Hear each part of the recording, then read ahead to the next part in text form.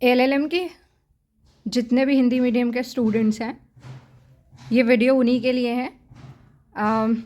ये first semester में चौथा पेपर है हमारा, लॉ एंड सोशल ट्रांसफॉर्मेशन। उसका सिलेबस मैंने यहाँ पर हिंदी में मिनिमाइज़ किया है, जिसमें सबसे पहले यूनिट फर्स्ट के नोट्स हम यहाँ पर पढ़ेंगे, जिसमें सबसे पहला टॉपिक दिया हुआ है introduction of law and social science, जिसका मतलब है कानून और सामाजिक विज्ञान का परिचय। तो कानून और सामाजिक विज्ञान दो महत्वपूर्ण शैक्षिक और व्यावसायिक क्षेत्र हैं जो समाज की संरचना, संचालन और विकास को समझने में हमारी मदद करते हैं। जिसमें सबसे पहले हम कानून की बात करेंगे। तो कानून समाज में न्याय, शांति और व्यवस्था बनाए रखने के लिए नियमों और विनियमों का एक समूह है। ये एक ऐसा तंत्र है जो नागरिक अधिकारों और कर्तव्यों को परिभाषित करता है और उनके उल्लंघन के मामलों में दंड या समाधान प्रदान करता है। कानून का अध्ययन समाज में नैतिकता, न्याय और सामाजिक मानदंडों के संदर्भ में किया जाता है। पूरा मैं इसलिए पढ़ूंगी क्योंकि वो ऑलरेडी मिनिमाइज है, बहुत कम मैंने नोट्स में कवर किया है, बहुत छोटा करके सारे टॉपिक्स को। तो दूसरा है सामाजिक विज्ञान यानी सोशल साइंस। सामाजिक विज्ञान एक शैक्षिक क्षेत्र है जो मानव समाज, उसके व्यवहार और उसकी संरचना का अध्ययन करता है। इसमें समाजशास्त्र, राजनीति विज्ञान, अर्थशास्त्र, नवविज्ञान, मनोविज्ञान आदि जैसे विषय शामिल हैं। ये समाज में सामाजिक प्रक्रिया, संस्थानों और सांस्कृतिक मूल्यों को समझने में मदद करता है। कानून और सामाजिक विज्ञान के बीच संबंध के बारे में हम पढ़ेंगे। तो यहाँ पे सबसे पहला दिया हुआ है समाज में कानून की भूमिका क्या है। तो कानून सामाजिक समस्या को हल करने और सामाजिक स्थिरता को बनाए रखने में महत्वपूर्ण भूमिका निभाता है। दूसरा है सामाजिक विज्ञान के दृष्टिकोण। सामाजिक विज्ञान कानून के प्रभाव, उसकी व्याख्या और उसके उपयोग को सामाजिक और सांस्कृतिक संदर्भ में समझने का प्रयास करते हैं। तीसरा है नीतियों का निर्माण। कानून और सामाजिक विज्ञान मिलकर समाज में न्यायपूर्ण और प्रभावी नीतियों के निर्माण में मदद करते हैं। महत्व है इसका समाज में असमानता, भेदभाव और अन्याय को खत्म करने के लिए यह आवश्यक है कि कानून और सामाजिक विज्ञान के बीच समन्वय होना चाहिए, और इन दोनों विषयों का अध्ययन समाज को बेहतर बनाने और सामाजिक समस्याओं को समाधान में सहायता करता है। कुल मिलाकर कानून और सामाजिक विज्ञान का आपस में गहरा संबंध है और दोनों समाज को समझने और उसे बेहतर बनाने में महत्वपूर्ण भूमिका निभाते हैं। और जिसमें दूसरा टॉपिक आता है law as an instrument of social change, जिसे हिंदी में कहेंगे सामाजिक परिवर्तन का साधन के रूप में कानून। तो यहाँ पर कानून को सामाजिक परिवर्तन के सबसे प्रभावी साधनों में से एक माना जाता है। कानून को ये समाज में मौजूदा मानदंडों, मूल्यों और परंपराओं को प्रभावित करके और नए सामाजिक व्यवहार को बढ़ावा देकर परिवर्तन लाने में मदद करता है। सामाजिक परिवर्तन और कानून का संबंध हम यहाँ पर पढ़ेंगे नियमों और विनियमों के माध्यम से परिवर्तन। तो यहाँ पर कानून सामाजिक संरचना को नियंत्रित करता है। जब कानून में बदलाव होता है तो ये समाज में नई सोच और व्यवहार को प्रोत्साहित करता है। दूसरा है सामाजिक न्याय की स्थापना। तो कानून का उद्देश्य समानता, स्वतंत्रता और सामाजिक न्याय को सुनिश्चित करना है, जो सामाजिक परिवर्तन का आधार है। और तीसरा है परंपराओं और प्रथाओं में सुधार। कई परंपराएं और प्रथाएं समय के साथ अप्रासंगिक हो जाती हैं। कानून उन पर रोक लगाकर और नए मानदंड स्थापित करके समाज को आधुनिक बनाने में मदद करता है। हर एक टॉपिक के बाद मैंने यहाँ पर कंक्लूजन भी दिया हुआ है। तो इसमें इस टॉपिक का कंक्लूजन है कि कानून समाज को बदलने और न्यायपूर्ण व्यवस्था स्थापित करने का एक शक्तिशाली साधन है।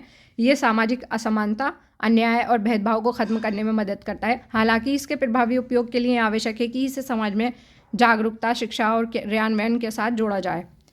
और यहाँ पर है कानून के माध्यम से सामाजिक परिवर्तन के उदाहरण। तो यहाँ पर उदाहरण देख सकते हैं। सबसे पहला है सती प्रथा उन्मूलन 1829 का। ब्रिटिश शासन के दौरान सती प्रथा को रोकने के लिए कानून बनाया गया, जिससे महिलाओं के अधिकारों की रक्षा हुई। और फिर है बाल विवाह यानी निषेध अधिनियम 1929। बाल विवाह को अवैध घोषित कर महिलाओं और बच्चों के जीवन को बेहतर बनाने का प्रयास किया गया। दहेज निषेध अधिनियम 1961। दहेज प्रथा को अपराध मानते हुए इसे समाप्त करने का प्रयास किया गया, जो अभी तक कंटिन्यू है। आरक्षण प्रणाली पिछड़े वर्गों, अनुसूचित जातियों और अनुसूचित जनजातियों के लिए आरक्षण लागू करके समाज में समानता को बढ़ावा दिया गया। कानून के माध्यम से सामाजिक परिवर्तन की चुनौतियाँ। कानून सामाजिक परिवर्तन का एक प्रभावी साधन है, लेकिन इसके क्रियान्वयन और प्रभाव में कई चुनौतियाँ सामने आती हैं। ये चुनौतियाँ कानून प्रावधानों के समाज में प्रभावी होने में बाधा उत्पन्न करती हैं, जिसमें सबसे पहले हम देखेंगे मानसिकता और सामाजिक परंपराएं। एक चुनौती के रूप में देखी गई है। गहरी जमी हुई परंपराएं और सांस्कृतिक मान्यताएं कानून के प्रभाव को सीमित कर देती हैं। जैसे दहेज निषेध कानून के बावजूद कई समाजों में दहेज प्रथा अभी भी प्रचलित है। दूसरा है जागरूकता की कमी। ग्रामीण और पिछड़े क्षेत्रों में लोगों को नई कानून और उनके अधिकारों के बारे में जानकारी नहीं होती, ज़्यादातर देखा जा सकता है। शिक्षा और जानकारी की कमी के कारण कानून का उपयोग सीमित हो जाता है। और तीसरा है कानून का गलत उपयोग। कुछ लोग कानून का दुरुपयोग अपने स्वार्थ के लिए करते हैं, जिससे इसका उद्देश्य विफल हो जाता है। जैसे घरेलू हिंसा कानूनों का कभी कभी झूठा आरोप लगाने के लिए दुरुपयोग किया जाता है। कोर्ट में अक्सर ऐसे केसेस देखे जा सकते हैं।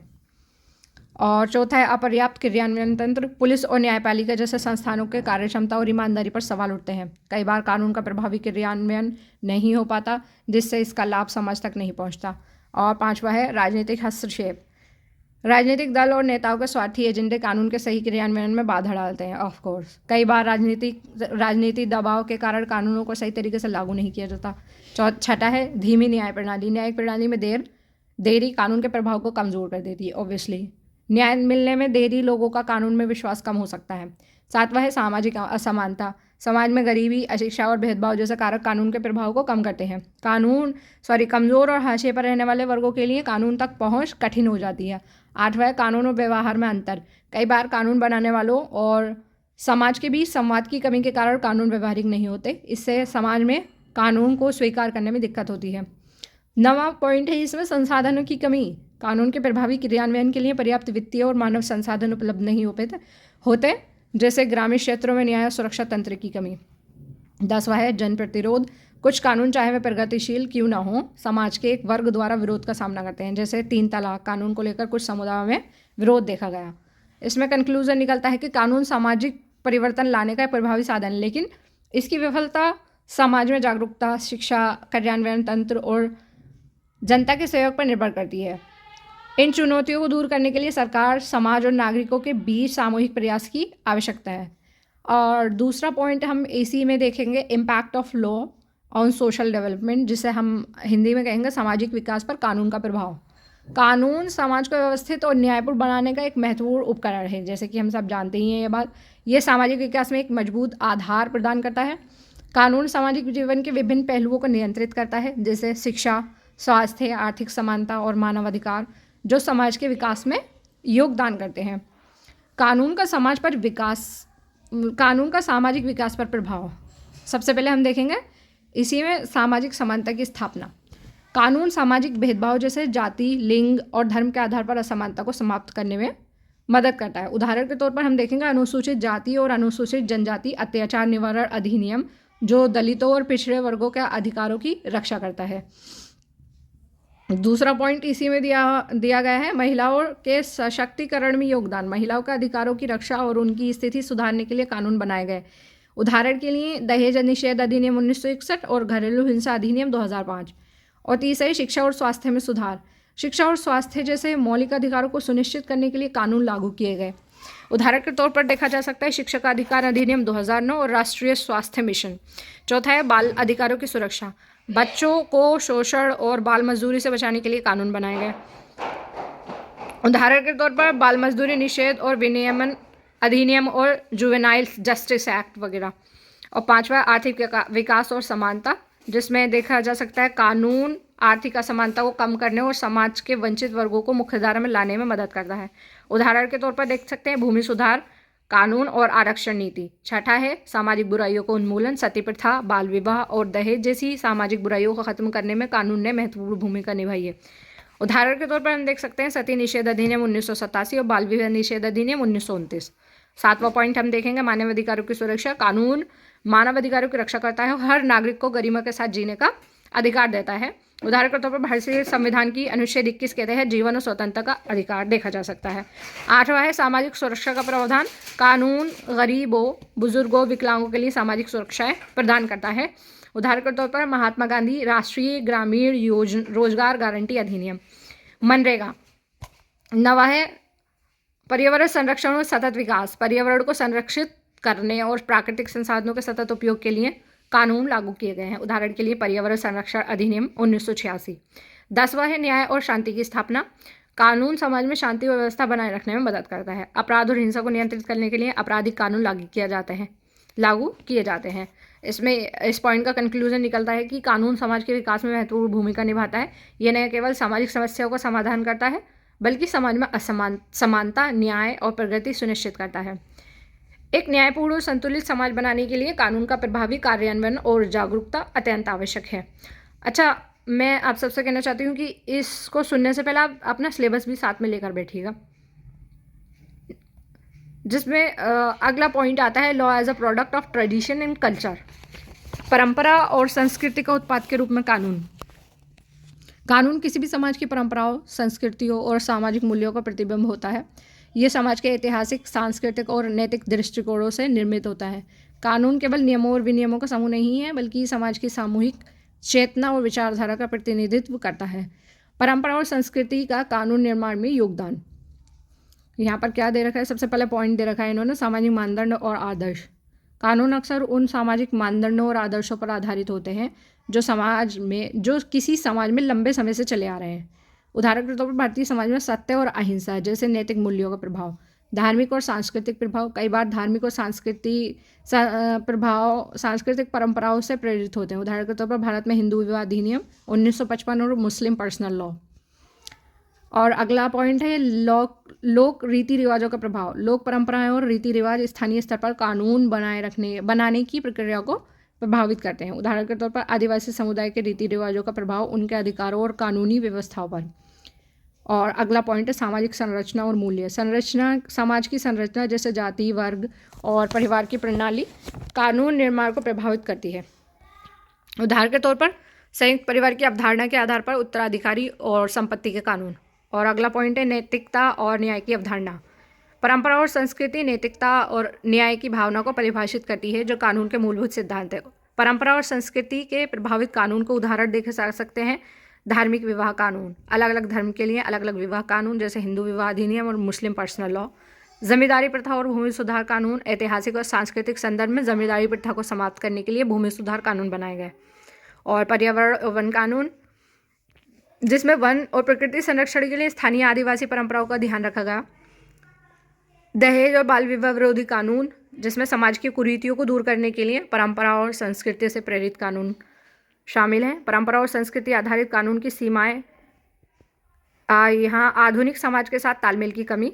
परंपरागत कानून कभी कभी आधुनिक समाज की ज़रूरतों के साथ मेल नहीं खाते। उदाहरण के लिए लिंग समानता को लेकर पर्सनल लॉ में बदलाव की आवश्यकता। और भेदभाव और असमानता में कुछ परंपराओं और रीति रिवाज भेदभाव और असमानता को बढ़ावा देती हैं। उदाहरण के लिए जाति आधारित भेदभाव से संबंधित प्रथाएं। सामाजिक विकास की बाधा, अत्यधिक परंपरागत कानून समाज में प्रगति और विकास को बाधित कर सकते हैं। निष्कर्ष, कानून परंपरा और संस्कृति का उत्पाद है, लेकिन ये गतिशील प्रक्रिया है जो समाज के बदलते स्वरूप के साथ विकसित होती रहती है। यह आवश्यक है कि कानून परंपराओं और संस्कृतियों का सम्मान करते हुए आधुनिक समाज की आवश्यकता और मानकों के साथ सामंजस्य बनाए। परंपरा और संस्कृति से प्रेरित कानून समाज में संतुलन और स्थिरता लाने का एक महत्वपूर्ण साधन है। परंपरा का उत्पाद के रूप में कानून के बारे में हम पढ़ेंगे यहाँ पर। तो यहाँ पर है कानून किसी भी समाज की परंपराओं, रीति रिवाजों और ऐतिहासिक अनुभवों से निर्मित होता है। ये समाज की सामूहिक सोच, मूल्यों और सांस्कृतिक आदर्शों का प्रतिबिंब है। परंपराओं का प्रभाव कानून की उत्पत्ति, विकास और कार्यान्वयन में महत्वपूर्ण भूमिका निभाता है। कानून परंपरा का संबंध। परंपरा की नींव पर कानून निर्माण सबसे पहला पॉइंट इसमें, जिसमें दिया गया है परंपराएं समाज में लंबे समय से प्रचलित रीति रिवाजों और व्यवहारों का संग्रह होती है। ये व्यवहार समाज के लिए सही और गलत की धारणा निर्धारित करते हैं। उदाहरण के लिए प्राचीन भारत में धर्मशास्त्र और स्मृतियाँ जैसे मनुस्मृति, याज्ञवल्क्य स्मृति, सॉरी अगर प्रोनाउंसिएशन में मिस्टेक हो रही हो, सामाजिक और कानूनी नियमों का आधार थी।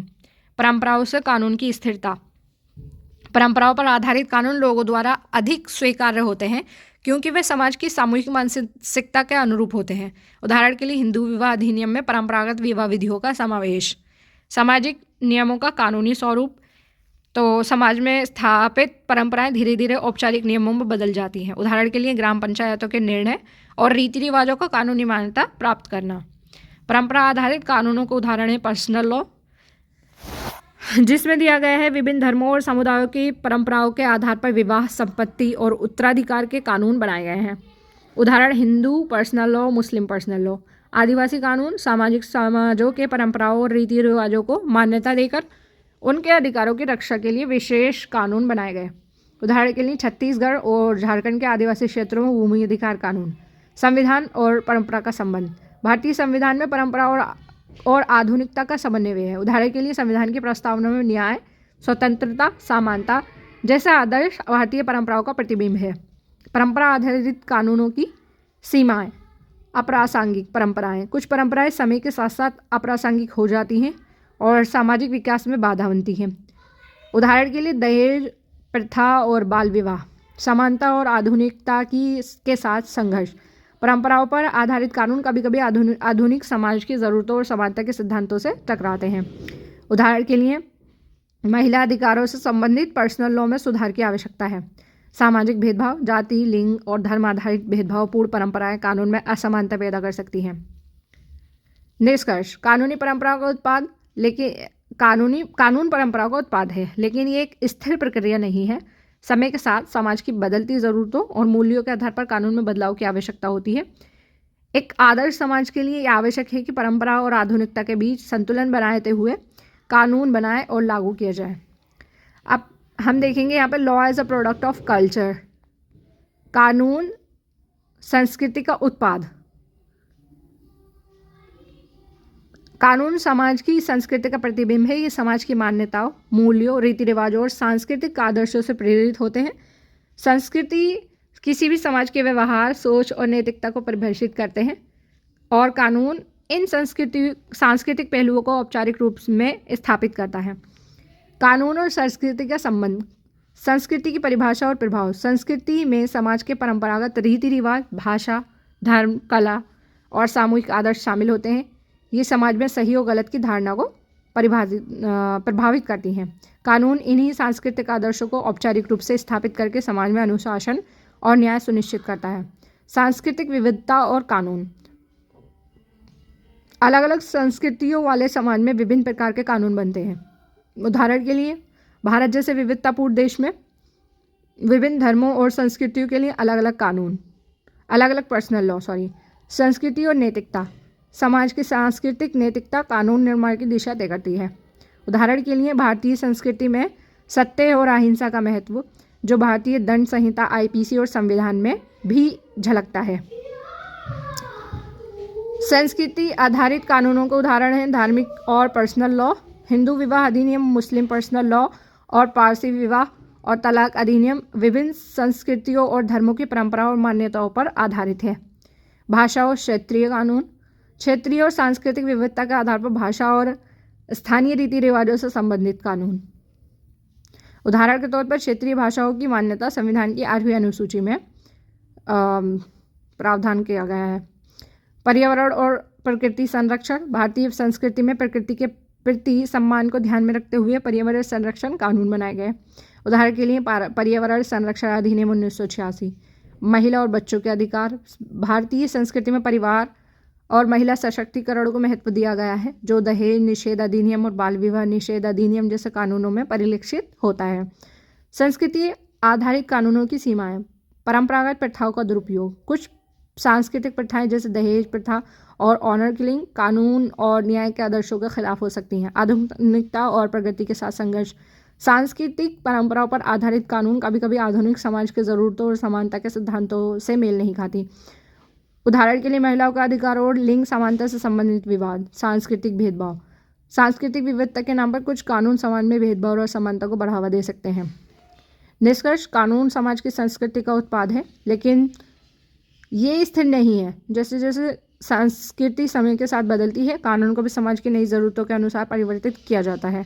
कानून और संस्कृति के बीच एक संतुलन बनाए रखना आवश्यक है, ताकि सामाजिक न्याय, समानता और प्रगति सुनिश्चित की जा सके। अगला पॉइंट हमारे सिलेबस में दिया है एवोल्यूशन ऑफ लॉ, कानून का विकास। कानून का विकास एक ऐतिहासिक और सामाजिक प्रक्रिया है जिसमें मानव समाज की ज़रूरतों, मान्यताओं और मूल्यों के आधार पर कानून का निर्माण और परिवर्तन होता है। इसका अध्ययन समाज के विकास के साथ साथ न्याय प्रणाली के विकास को समझने के लिए महत्वपूर्ण है।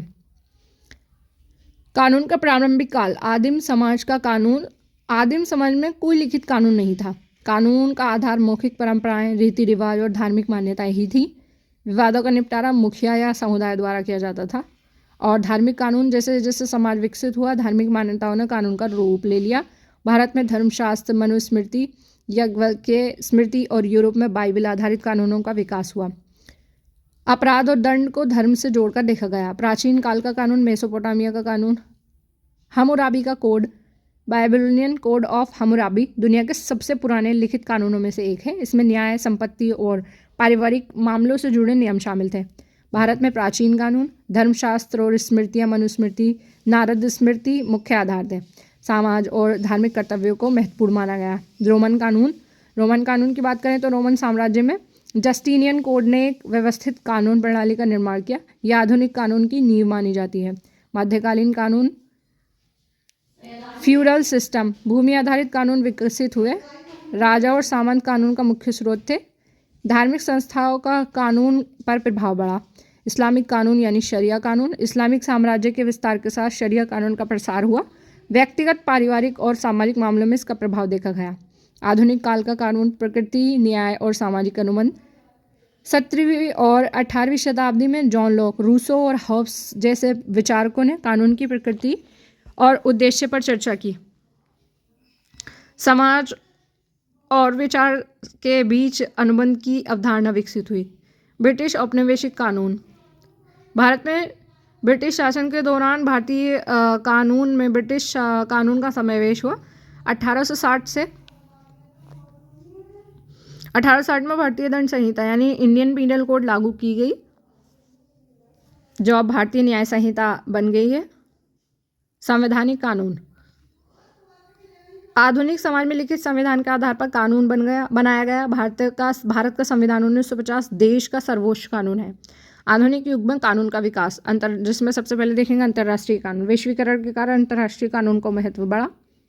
व्यापार, मानवाधिकार, पर्यावरण संरक्षण आदि में अंतर्राष्ट्रीय संधियों और समझौते का प्रभाव।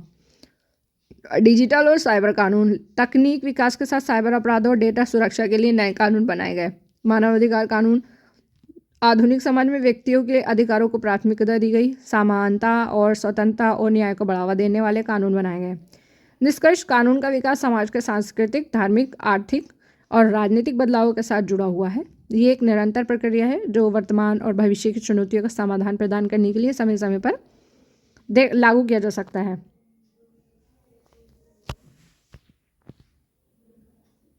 यह देखने को मिलता है, सॉरी इसके आगे का मिस हो गया। भारत में कानूनी संस्थाएं, अगला है legal institutions in India. Bharat में कानूनी संस्थान न्यायपालिका, विधायिका और कार्यपालिका द्वारा मिलकर संविधान और कानून का पालन सुनिश्चित करते हैं। ये संस्थान न्याय, अधिकारों की सुरक्षा और सार्वजनिक प्रशासन के लिए महत्वपूर्ण भूमिका निभाते हैं। ये यूनिट फर्स्ट का आखिरी जो है पॉइंट होने वाला है। सबसे पहले लीगल इंस्टीट्यूशन में हम देखेंगे न्यायपालिका यानी जुडिशरी को। भारत की न्यायपालिका स्वतंत्र और प्रभावशाली है और ये संविधान के तहत कार्य करती है। न्यायपालिका का मुख्य उद्देश्य कानून के अनुसार न्याय प्रदान करना है। ये न्यायिक समीक्षा, विवादों का समाधान और नागरिकों के अधिकारों की रक्षा करती है। इसी में हम देखेंगे सुप्रीम कोर्ट। भारत का सर्वोच्च न्यायालय है और इसे संविधान में सर्वोच्च न्यायिक प्राधिकरण माना गया है। इसके पास संविधान की व्याख्या करने, संवैधानिक याचिकाओं का निपटारा करने और अन्य उच्च न्यायिक कार्यों का अधिकार है। सुप्रीम कोर्ट में मुख्य न्यायाधीश और अन्य न्यायाधीशों का एक बड़ा पैनल होता है। इसी क्रम में है उच्च न्यायालय यानी हाई कोर्ट्स। हर राज्य या संघ शासित प्रदेश में एक उच्च न्यायालय होता है। यह अदालतें सुप्रीम कोर्ट से नीचे की अदालतें होती हैं और इनके पास अपीलीय, संवैधानिक और अन्य न्यायिक कार्य होते हैं। और इसके बाद आती हैं निचली अदालतें यानी लोअर कोर्ट्स। इसमें सिविल, आपराधिक और अन्य छोटे विवादों के मामलों की सुनवाई होती है। प्रमुख निचली अदालतें जिला न्यायालय, परिवार न्यायालय और मेट्रोपॉलिटन न्यायालय आदि आते हैं। दूसरा पॉइंट आता है इसमें जुडिशरी के बाद विधायिका, जिसको भी लीगल इंस्टीट्यूशन के अंतर्गत देखा जा सकता है। यानी विधायिका यानी लेजिस्लेचर। भारत की विधायिका संसद के रूप में कार्य करती है जो संविधान के तहत कानून बनाने का काम करती है। भारतीय संसद 2 चेंबर वाली है, Lok Sabha house of the people और राज्यसभा यानी काउंसिल ऑफ स्टेट। तो लोकसभा के बारे में यहाँ पे देखेंगे। ये प्रतिनिधि सभा है जिसमें चुनाव द्वारा चुने गए सदस्य होते हैं। लोकसभा का मुख्य कार्य कानून बनाना, बजट पास करना और सरकार की कार्यप्रणाली पर निगरानी रखना है। और राज्यसभा यानी ये उच्च सदन है जिसमें राज्य सरकारों द्वारा नामित सदस्य होते हैं। इसका कार्य लोकसभा द्वारा बनाए गए कानूनों की समीक्षा करना और अन्य महत्वपूर्ण मामलों पर विचार करना है। संसद अध्यक्ष, यहाँ पर speaker of the parliament, Lok Sabha का अध्यक्ष, राज्यसभा का उपाध्यक्ष संसद की कार्यवाही का संचालन करते हैं। और इसी क्रम में तीसरा पॉइंट आता है एग्जीक्यूटिव यानी कार्यपालिका। कार्यपालिका का मुख्य उद्देश्य सरकारी नीतियों को लागू करना और प्रशासनिक कार्य को संचालित करना है। भारतीय कार्यपालिका राष्ट्रपति, प्रधानमंत्री और मंत्रिमंडल से मिलकर बनती है। राष्ट्रपति यानी प्रेसिडेंट, भारत के राष्ट्रपति देश के प्रमुख होते हैं और संविधान के अनुसार कार्य करते हैं। राष्ट्रपति का कार्य संसद के अधिनियमों को स्वीकृति देना, मंत्रियों की नियुक्ति और युद्ध या शांति की स्थिति में निर्णय लेना होता है। प्रधानमंत्री यानी प्राइम मिनिस्टर, प्रधानमंत्री भारतीय सरकार के प्रमुख होते हैं और मंत्रिमंडल के साथ नीतियों को लागू करते हैं। मंत्रिमंडल का कार्य मंत्रिमंडल की बैठक का संचालन करना और विभिन्न मंत्रालयों की देखरेख करना होता है। ये सब लीगल इंस्टीट्यूशन के अंडर ही आ रहे हैं सारे पॉइंट्स। जिसमें मंत्रिमंडल यहाँ पर देखा गया है तो उसको हम यहाँ पर डिफाइन करेंगे काउंसिल ऑफ मिनिस्टर्स को। प्रधानमंत्री के नेतृत्व में विभिन्न विभागों के मंत्रियों का समूह होता है जो कार्यपालिका का हिस्सा होते हैं और कानून को लागू करने का कार्य करते हैं। चौथा पॉइंट आता है अन्य कानूनी संस्थान यानी अदर लीगल इंस्टीट्यूशंस। कानूनी सेवा प्राधिकरण, लीगल सर्विस अथॉरिटी, ये संस्था गरीब और आर्थिक रूप से कमज़ोर व्यक्तियों को मुफ्त कानूनी सहायता प्रदान करती है। राष्ट्रीय और राज्य कानूनी सेवा प्राधिकरण इसके प्रमुख हैं। भारत सरकार के विधिक विभाग यानी legal department of government of India, इसमें देखा जा सकता है ये विभाग सरकारी मामलों की कानूनी सलाह, न्यायिक पुनरावलोकन और कानून के अनुपालन के लिए जिम्मेदार होते हैं। और इसके अंतर्गत एक आता है न्यायिक अकादमियाँ यानी जुडिशियल अकेडमीज। न्यायाधीशों और कानून के छात्रों के लिए प्रशिक्षण और शिक्षा देने के लिए न्यायिक अकादमियाँ काम करती हैं। निष्कर्ष, भारत में कानूनी संस्थान समाज में न्याय और कानूनी व्यवस्थाएं बनाए रखने में महत्वपूर्ण भूमिका निभाते हैं। इन संस्थाओं के माध्यम से कानून का निर्माण, उनके कार्यान्वयन और न्याय का वितरण सुनिश्चित होता है। ये सभी संस्थान संविधान और कानूनों के तहत कार्य करते हैं ताकि न्यायपूर्ण और सुसंगत शासन स्थापित किया जा सके। अगर आप लोगों को अगले unit second religion, community and the law के बारे में मिनिमाइज नोट्स चाहिए हो तो आप इस वीडियो के कमेंट में बता दीजिएगा, मैं नेक्स्ट वीडियो पर लेकर आ जाऊंगी।